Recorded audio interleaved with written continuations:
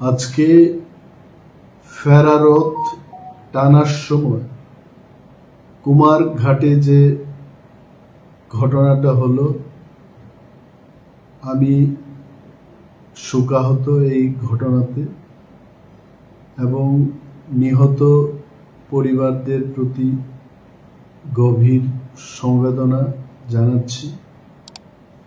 ভাবতে অবাক হয় যে এই রথটা যখন শুরু হয়, ফেরারত বলতে যা বুঝি এই পথ দিয়ে রথযাত্রা গেছে এবং আজকে উল্টো রথ টেনে আবার রথটাকে আনা। আমার একটা প্রশ্ন হলো যে প্রশাসনকে জানানো হলো, এটা নিশ্চয়ই জানিয়েছে এবং প্রশাসনের লোক সেখানে ছিল। যাওয়ার পথেই যদি রথটা যেতে পারে, আজকে ফেরার পথে এই ঘটনা কেন হল? সেখানে প্রশাসনিক আধিকারিকদের জানা উচিত ছিল, জিজ্ঞেস করা উচিত ছিল। পুলিশ বাহিনী যেখানে যারা প্রহরারত ছিলেন, তারা নিশ্চয়ই ঘটনাটা নিজের চোখের সামনে দেখেছে।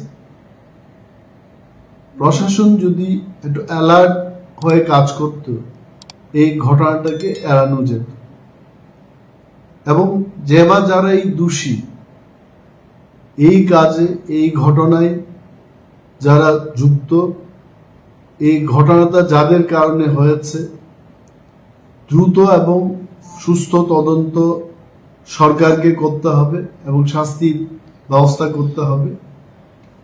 যারা মারা গেছেন তাদের প্রত্যেকটি পরিবারের হাতে এটা বিরোধী দলনেতা হিসেবে আমার দাবি থাকবে মিনিমাম 20 লাখ রুপিস কম্পেনসেশন দেওয়া হোক এবং যারা গুরুতরভাবে আহত হয়েছেন